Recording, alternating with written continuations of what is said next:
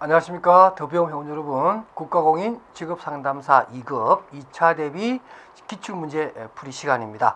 오늘 우리가 배울 학습 내용은 위치가 137페이지 기출문제 40번부터입니다. 우리가 지난 시간에 심리검사지의 어떤 선택 시에 유의할 사항들 또는 실시 시에 유의할 내용들 또는 뭐 윤리적인 문제 이런 것들을 다루었는데, 또 오늘은 조금 재미있는 얘기를 또 하나 해볼게요. 기출문제 40번에 보면 이런 얘기가 나옵니다. 심리검사 해석 시에 부정적인 내용이 나왔다. 그런 결과에 대해서 어떻게 해석해주고 통보할 거냐에 대해서 서보라 하는 문제입니다. 이것은 사실 여러 가지 방법이 있겠습니다만은 우리가 기존에 나와 있던 여러 가지 심리검사와 관련된 그러한 교재의 어떤 일반적인 내용을 딱 묶어서 공통점을 뽑아보면 이런 내용이 나올 수 있겠죠. 내담자가 원하든 또 상담자가 원하든 그것이 아닌 조금 뜻밖의 약간은 부정적인 내용이 나왔어요. 매우 당혹스럽죠. 이럴 때 어떻게 해석해 주는 것이 좋겠느냐 하는 문제입니다. 그래서 보면 일단 첫 번째 모범 답안지에 보면 내담자의 방어를 최소화하기 위해 해석기회 또는 해석회기라고 하는 것을 따로 갖는 게 좋다. 이게 뭔 말이냐면 그건 믿을 수 없어요. 이렇게 내담자 얘기할 수 있거든요.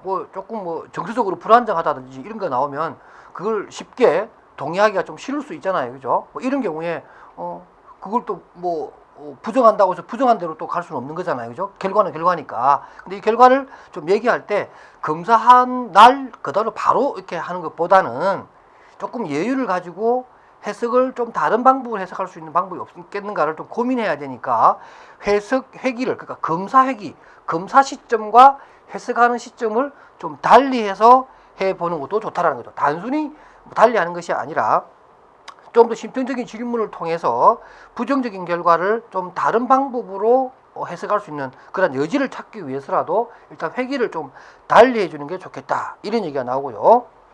그 다음 또 두 번째는 비밀보장이라고 하는 내용을 한 번 더 언급해 줌으로 해서 내담자가 자기에게 온 자기 결과인 부정적인 결과에 대해서 추가적인 두려움이 생기지 않도록 해주는 게 참 좋겠다, 이런 얘기고요. 그 다음에 또 마지막 밑에 세 번째 줄에 보면 상담의 한 부분으로서 간주하고, 결과라고 하는 것이 그것이 모든 상담의 결과가 아니라 검사 그 자체만의 결과이고 상담 전체의 한 부분일 뿐이다 라고 얘기함으로 해서, 그리고 또 결과적으로 상담의 마지막 최종적인 결과는 이 부정적인 결과와 상관없는 결론으로 나올 수 있다는 거죠. 그런 것을 설명해 줌으로 해서 하나의 참고 자료일 뿐이라고 하는 것을 얘기해 주는 게 굉장히 중요하다는 거죠. 정리하면 회기를 달리하라. 또 두 번째는 뭐예요? 비밀 보장을 한 번 더 강조해 줘라. 세 번째는 뭐예요? 이러한 검사 결과는 전체 상담의 한 결과일 뿐이다 라고 얘기해 주는 것이 내담자의 어떤 방어라든가 또는 검사 결과에 대한 저항을 최소화로 하고 줄이는 좋은 해결책이다, 이렇게 쓰시면 되겠습니다. 그 다음에 틴즐리하고 브래들리가 말하는 검사 결과 해석의 4단계를 설명해보라, 이런 문제가 나옵니다. 역시 이것도 암기죠. 그러니까 우리가 일반적인 내용으로 쓰는 것이 아니라 틴즐리라는 사람과 브래들리라고 하는 사람이 말한 내용을 적으라고 그랬으니까 첫 번째 뭐냐면 해석 준비기입니다. 그래서 이 단계에서는 내담자가 검사 자체와 점수 의미에 대해서 충분히 이해하고 있는지를 한 번 더 언급을 해서 내담자의 교육 수준이라든가 환경이라든가 이런 것들을 충분히 고려해서 어떻게 해석을 할 것이냐 하는 것들을 준비하는 그러한 과정이고요. 두 번째는 내담자가 검사 결과 해석을 듣고 받아들이도록 준비시키는 겁니다. 이것도 굉장히 중요하죠. 그래서 이 검사 결과는 상담 전체의 한 부분일 뿐이다. 또 쓸 때 부정적인 결과가 나온다 하더라도 다른 어떤 질적인 탐색 요인들과 분석해서 설명을 하면 다른 뜻이 될 수도 있다. 이런 것을 미리 알려주고서 어떤 검사 결과를 순순히 또 스무스하게 받아들일 수 있도록 준비시키는 것이고요. 그다음 세 번째는 정보를 실제로 전달하게 되는데, 이때 상담가는 특정의 목적을 마음에 다시 한번 새겨두고 단순히 점수만 설명할 것이 아니라 특정 오차의 문제도 함께 설명해 주는 게 좋다라는 거죠. 그래서 딱 수치가 예를 들면 하나가 55고 하나가 54라고 해서 반드시 55인 어떤 그런 속성이 54인 속성보다 반드시 낫다, 이렇게 얘기하기 좀 힘들죠. 그죠? 1점 차이잖아요. 그러니까 이때는 점수라기보다는 범위로서 설명하고 어려운 용어보다는 쉬운 용어로 설명해 주는 게 좋겠다. 이게 이제 세 번째 단계고요. 그다음 이제 공식적인 이런 해석이 끝나고 나면 마지막으로 네 번째 단계에서는 상담가는 추 활동을 통하여 상담 결과에 대한 의견을 같이 나누고 그 결과를 공유하면서 또 내담자가 이 결과를 어떻게 이해했는가 이런 것을 확신을 주고 또 그가 관련되어서 검사 결과와 또는 다른 자료들과 좀 통합적으로 생각할 수 있도록 도와주는 마지막 단계가 중요하다. 이렇게 설명을 합니다. 사실 뭐 꼭 뭐 이 틴들리나 브래들리라는 사람만이 이렇게 하느냐 그게 아니라 일반적으로 이 사람들이 꼭 이렇게 말했으니까 우리가 시험에 나왔지만 실질적으로 우리가 검사지 해석을 할 때도 이 네 단계 외에도 비스무리하게 이런 내용을 다 참조해서 해석을 합니다. 참조해 보시고요. 그 다음에 139페이지는 또 이런 문제도 나왔어요. 검사 결과를 해석하기에 앞서 검사 결과를 검토해야 되는데 이런 검토의 두 단계를 설명하라. 이런 문제가 또 나왔어요. 아, 이건 뭐 틴들리라는 사람과 브래들리 참 말 많이 했네요. 덕분에 이런 문제가 자주 나오는데 검토 두 단계에 대해서 또 좀 세밀하게 이 두 분이 얘기를 한 겁니다. 첫 번째, 검토의 1단계는 이해 단계라고 해서 주요 주제가 되는 내용을 얻기 위해서 직업 상담사 또는 상담가는 이 점수가 내담자에게 어떤 의미가 있는가라는 질문에 대답할 수 있어야 된다. 이때 이전에 면담 회기에서 내담자로부터 얻은 정보가 매우 중요한 역할을 한다라고 해서 우리가 검사 결과를 검토할 때 단순하게 수치로 나온 예를 들면 그게 뭐 수량적 검사라고 했을 때 수치만 가지고 딱 판단할 준비를 하고 설명할 준비를 하는 것은 매우 어리석은 거란 거죠. 그 전에 우리가 일반적으로 정질적 접근을 했을 거 아니에요, 그죠? 그런 정질적인 접근을 했을 때 그 내용과 통합해서 해석할 준비가 되어 있는가 이렇게 살펴봐야 되고 두 번째 통합 단계죠. 그래서 통합은 직업 상담가 또는 상담사가 내담자에 대해 알고 있는 다른 정보들 예를 들면 사전에 이제 상담하면서 알게 됐던 가족 배경이라든가 이전의 직업 경험이라든가 또 자신에 대한 내담자의 자기 진술한 내용들 이런 것들 다 고려해서 비교 분석해서 통합적으로 해석을 할 준비가 되어 있느냐 이런 것들을 우리가 먼저 살펴봐야 된다 이런 얘기죠. 그래서 이해 단계와 통합 단계 이렇게 나누어서 설명을 했습니다. 조금 빨리 나갈게요. 그 다음 문제는 검사 결과에 영향을 미치는 검사자 변인과 수검자 변인. 그러니까 검사자가 있습니다. 검사자는 우리 보통 상담자가 되겠죠. 상담자가 어떻게 행동하느냐에 따라서 또는 수검자, 내담자겠죠. 검사를 받는 그 내담자가 어떠한 행동이나 어떠한 사전적인 어떤 뭔가가 있어서 그것이 검사의 어떤 오류 내지는 검사 결과에 영향을 줘버리는 것이 있습니다. 그 세 가지가 바로 강화, 기대, 코칭 효과라고 하는 이 세 가지가 있는데요. 여기에 대해서 설명해보라 하는 문제입니다. 특히 강화 효과는 뭐냐면 말 그대로 강화를 한 겁니다. 이것은 상담자가 변인입니다. 검사자가 변인이에요. 그러니까 우리가 이런 거 있잖아요. 뭐 학교 시험이라고 한 것도 능력 검사잖아요. 근데 엄마가 한번 그렇게 얘기합니다. 아이에게 야, 너 이번에 뭐 반에서 몇 등 더 올라가면 반에서 뭐 5등 더 올라가면 엄마가 스마트폰 신형으로 바꿔주마. 이렇게 강화를 하는 겁니다. 강화. 우리 강화하는 게 뭐죠? 우리 행동주의 이론에서 배웠잖아요. 바람직한 행동, 그죠? 반복되기를 원하는, 그죠? 반복되기를 원하는 어떤 행동을 좀 더 강하게 우리가 좀 격려하고 지지하는 걸 우리가 강화라 그러는데, 그러니까 엄마가 그런 얘기를 하는 거죠. 너 5등만 더 올라가면 아주 좋은 스마트폰으로 바꿔주겠다. 이런 얘기를 하니까 그 아이가 그냥 죽을 똥 살 똥 공부를 합니다. 그날따라. 그래서 열심히 해가지고 정말로 좋은 성적이 나왔어요.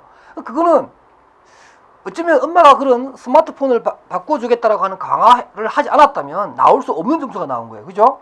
이렇게 함으로써 검사 결과가 일반적인 결과가 아니죠. 막 미친듯이 공부해가지고 나온 점수이기 때문에 통상의 결과라고 보기는 힘들잖아요. 그죠? 그 아이의 지적 수준이라고 보기는 힘듭니다. 그래서 강화가 결과를 왜곡할 수도 있다. 두 번째가 기대 효과입니다. 역시 마찬가지죠.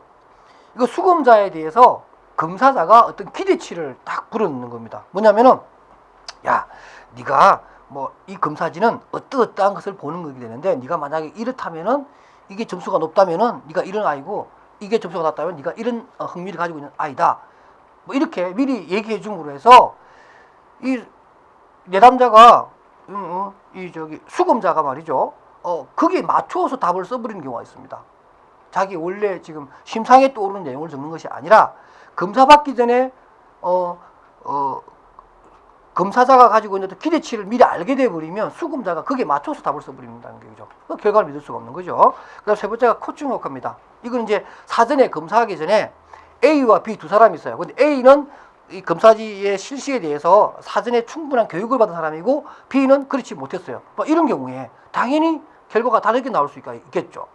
이것도 역시 마찬가지로 바람직하지 못한 방법입니다. 그래서 이러한 어떤 코칭을 했느냐 안 했느냐, 많이 해줬느냐 좀 부족하게 해줬느냐에 따라서 결과가 달라지는 것. 이것도 우리 코칭 효과라고 그러는데 강화, 기대, 코칭이라고 하는 세 가지 잘 기억해서 준비해 주시기 바랍니다.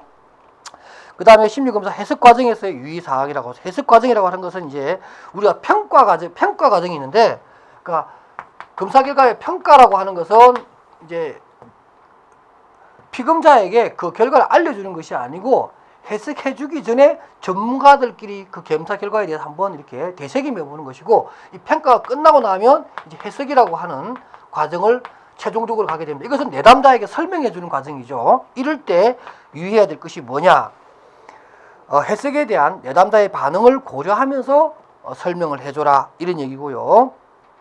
그 다음에 쉬운 단어를 또는 쉬운 용어를 사용해서 설명해줘라. 또 점수를 그 자체만의 점수만 갖고 얘기하는 것이 아니라 점수의 범위를 가지고 설명을 해줘라. 그 다음에 검사 결과에 대해서 중립적 판단을 가지고 있는 게 매우 중요합니다. 그게 뭐 자기 주관적인 느낌이라든가 주관적인 판단이나 가치를 부여하는 것은 매우 위험한 일이다. 그 다음에 방어를 최소화하라, 이런 말이 나옵니다. 그러니까 검사 결과에 대해서 상담자의 태도는 중립적이고 무비판적이어야 됩니다. 그리고 낮거나 위협적인 점수에 대해서 또 부정적인 결과에 대해서 내담자의 반응을 경계할 필요가 있습니다. 그래서 그거에 대해서 좀 달리 설명할 수 있는 것을 미리 준비해 두는 게 좋겠다, 그런 얘기고요.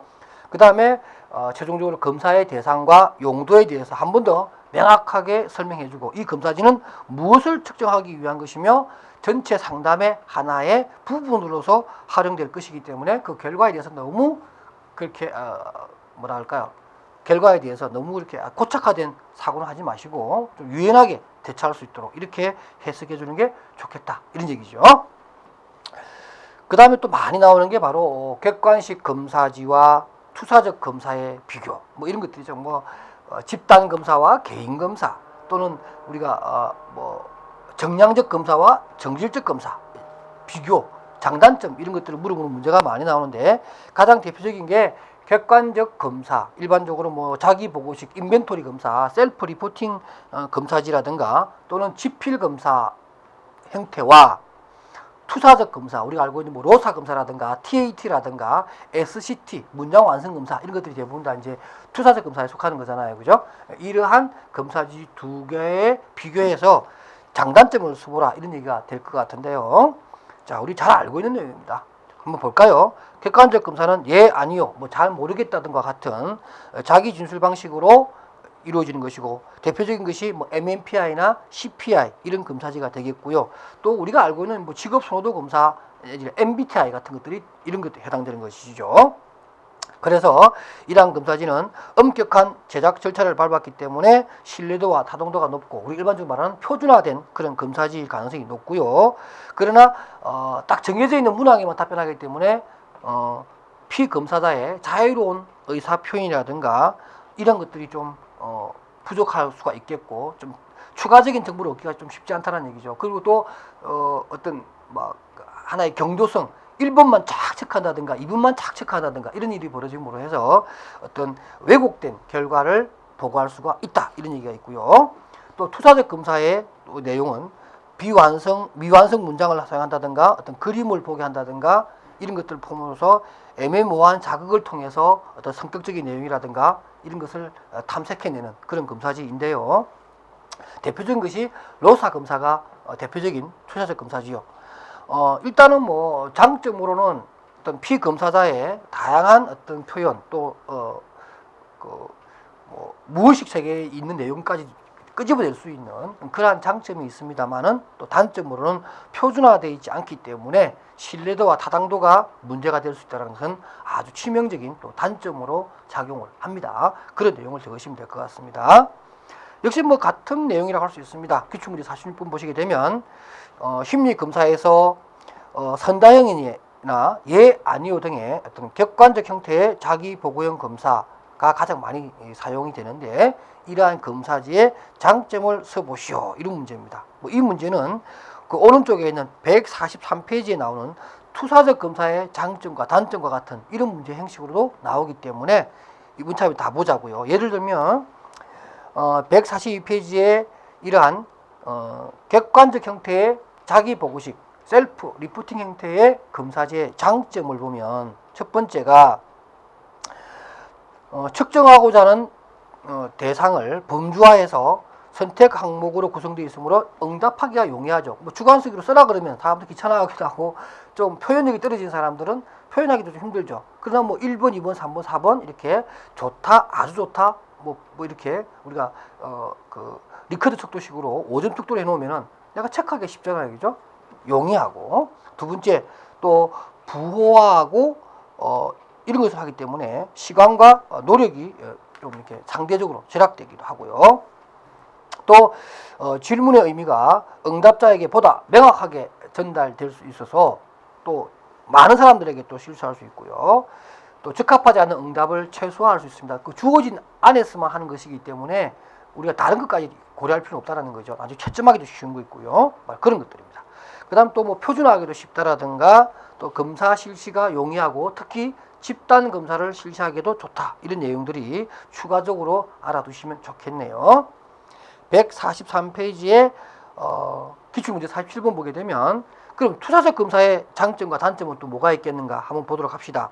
일단 장점으로는 반응의 독특성이라고 해서 오픈된 질문 내지는 오픈된 상황에서 하기 때문에 내담자의 무의식적인 내용까지도 다 우리가 받을 수 있기 때문에 독특성이 있고요. 또 방어의 어려움이 있습니다. 그러니까 어떤 주어진 문항만 답변하는 것이 아니라 자꾸만 또 묻고 또 묻고 또 묻고 해서 추가적인 질문을 통해서 내담자가 말하고자 하는 것을 회피하려고 하는 것까지도 우리가 반드시 알아야 될 내용이라면 그것까지도 우리가 들어가서 물어봐야 되니까 내담자가 자꾸 이렇게 방어하는 이런 것들을 우리가 제거할 수 있는 이런 특징이 있고요. 그 다음에 반응의 풍부함 이런 것들을 우리가 추가적으로 알 수가 있고요. 그 다음 무의식적인 내용도 우리가 반영할 수 있다라는 측면에서 이러한 투사적 검사의 장점은 많이 가지고 있습니다. 그러나 역시 그 못지않게 단점도 많이 있어요. 일단은 신뢰도라든가 타당도가 부족하고요.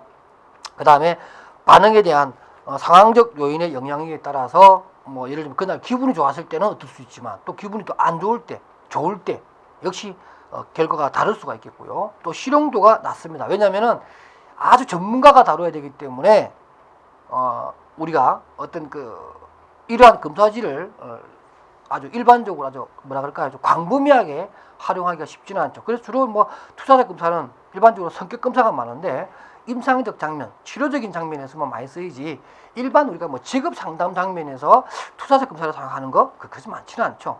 그러니까 이런 것들이 이제 실용도가 낮다 이렇게 설명할 수가 있겠습니다.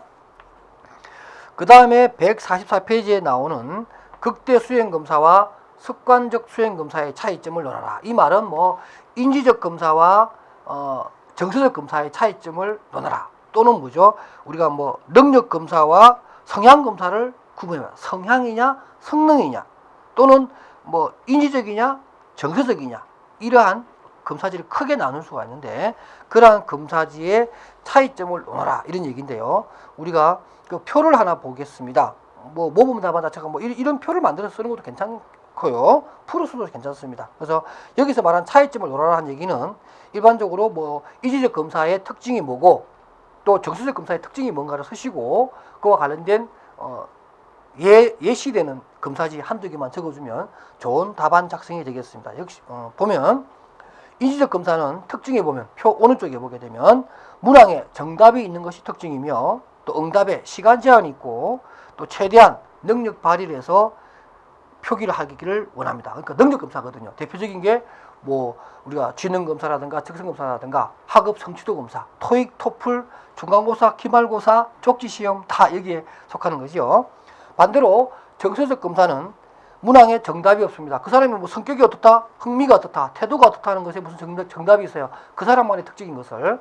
그러니까 정답이 없고 비교적 시간의 제한도 없이 실시하는 것이고요. 다만 최대한 정직하고 성실한 답변을 유도하는 것이 굉장히 중요하다. 대표적으로 성격, 흥미, 태도, 가치관 검사 같은 것들이 여기에 속한다. 이렇게 답을 써주시면 좋을 것 같습니다. 이어서 오른쪽 49번 문제도 마찬가지입니다. 극대 수행 검사와 습관적 수행 검사의 대표적 유형 두 가지를 써보시오. 조금 이제 앞부분의 내용을 좀 더 세분화해서 나오는 문제입니다. 그 밑에도 마찬가지예요.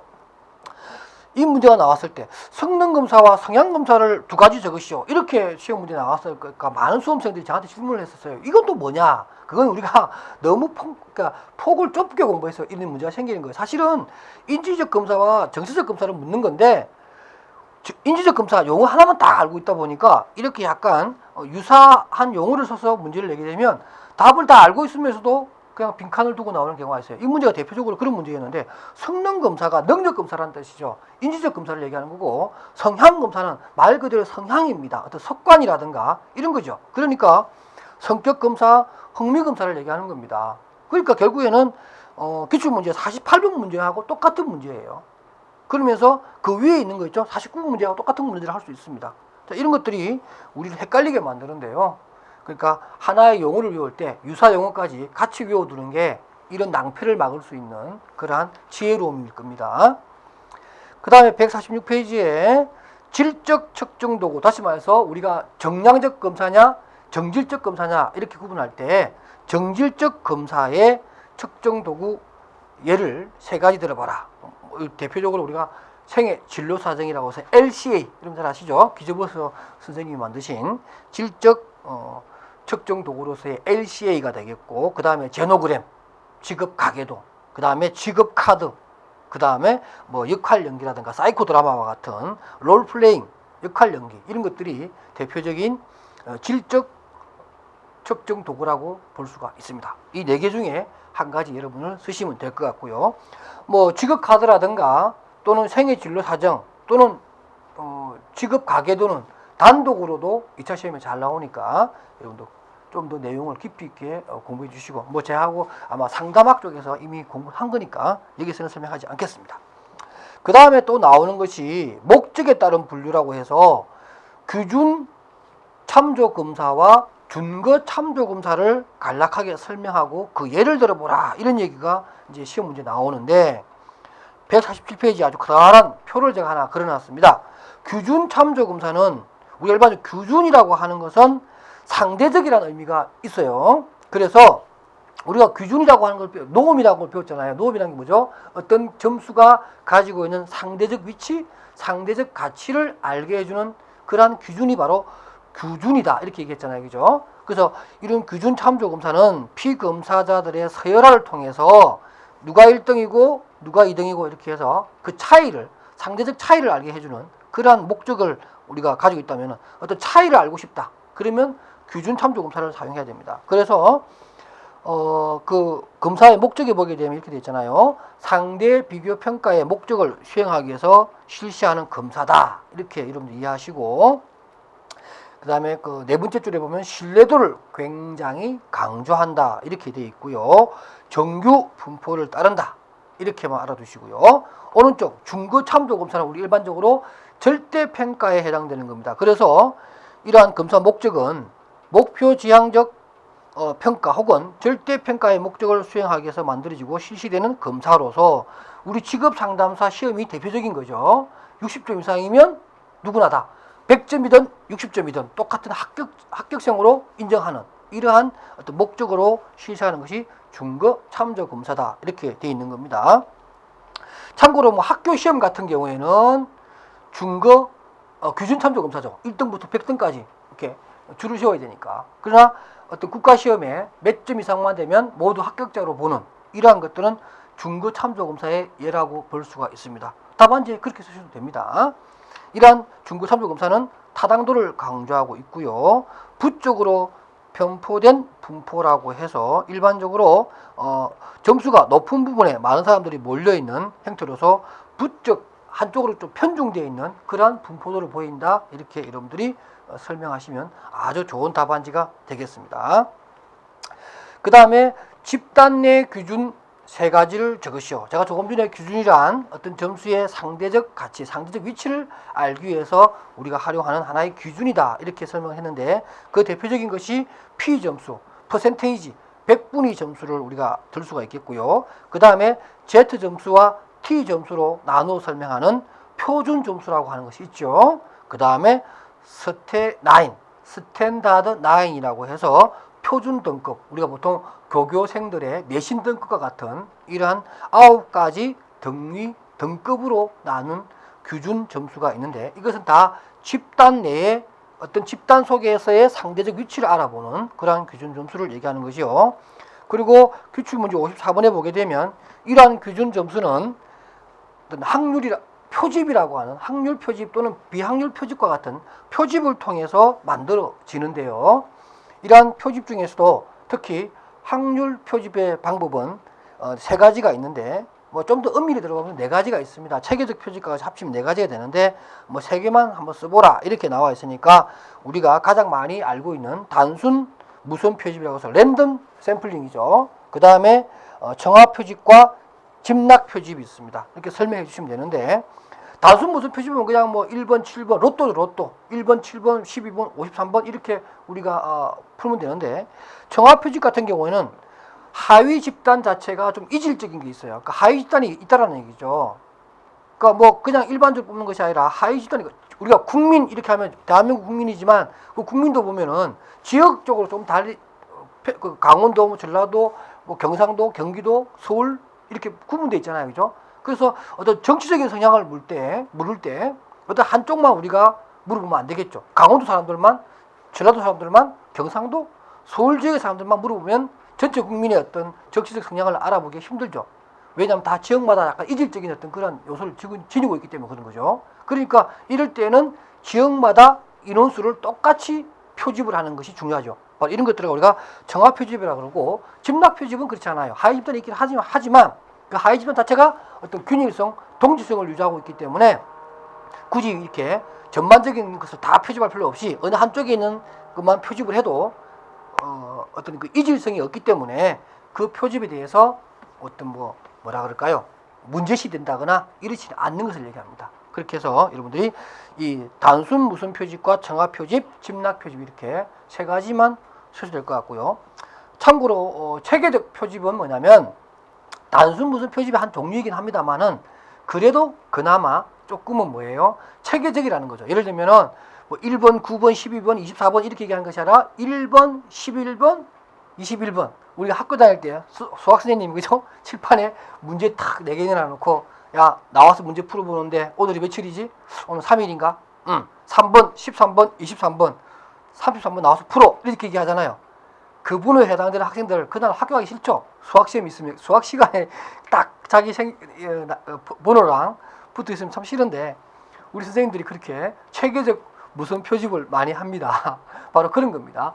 랜덤하게 하되 그 나름대로 어떤 규칙이 있는 그러한 형태의 표집을 체계적 표집이라고 합니다.